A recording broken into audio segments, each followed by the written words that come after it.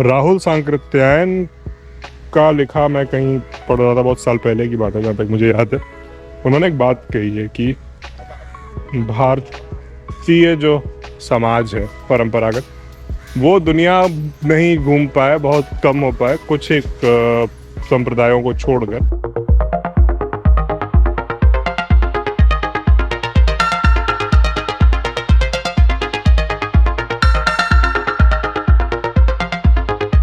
और उसका बड़ा कारण था उनके खान पान की आदतें। और ये जो जगह है, यहाँ पर जगह आते ही मुझे वो बात याद आ गई, क्योंकि ये फेमस चाइनीज फिशिंग नेट है केरल का। फिक्स जाल होता है इसमें और इस तकनीक से मछली पकड़ी जाती है। इनको वज़न काउंटर के साथ नीचे किया जाता है और उसके बाद इसको खींचा जाता है और मछली पकड़ में आ जाती है। ये बहुत कम जगहों पर है दुनिया में, भारत में जैसे केरल है।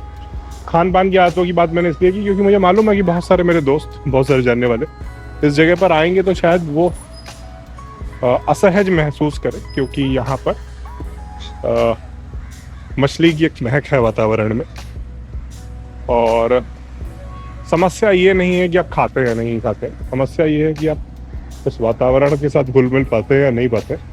तो बहुत सारे जो कारण हैं जिसके चलते आप खूबसूरती को एंजॉय कर पाते हैं, नहीं कर पाते, इसमें से एक कारण ये भी है। अब भोजन और स्मेल से जुड़ी बातें, जो मेरी दोस्त है पूजा, उनसे बात हो रही, तो स्मेल भी एक फैक्टर होता है जिसको लोग अक्सर इग्नोर कर देते हैं। जगह दिखने में, तस्वीर में बहुत खूबसूरत लग रही है, खूबसूरत है, और लेकिन कई लोगों के लिए इस माहौल की जो महक है वो असहज करने वाली हो सकती है।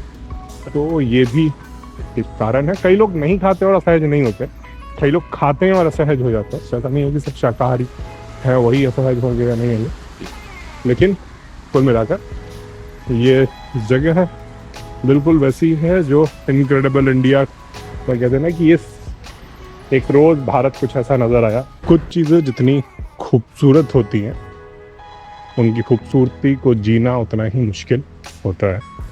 चाइनीज़ फिशिंग नेट इसी तरह की चीज़ है।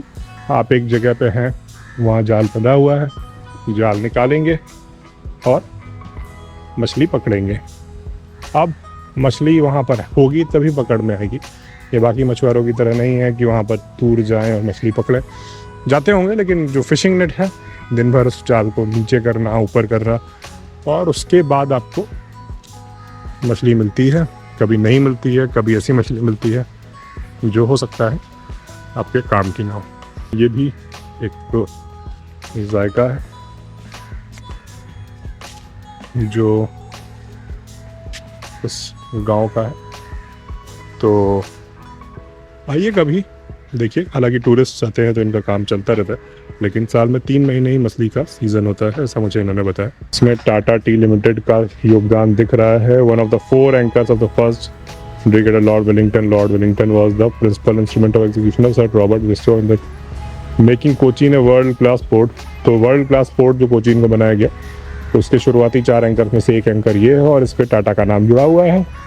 टाटास के बारे में ये बात अच्छी लगती है कि नेशन बिल्डर उनको कहा जा सकता है। मुनाफा बहुत सारे लोग कमाते हैं, और भारत में ये बहस अक्सर चलती है कि कुछ स्पेसिफिक बिजनेसमैन की आलोचना क्यों होती है, बिजनेसमैन की आलोचना क्यों होती है, जबकि वो पैसा तो दुनिया में सब कमा रहे हैं यार। तो यही अंतर है, हर बिजनेसमैन की आलोचना नहीं होती।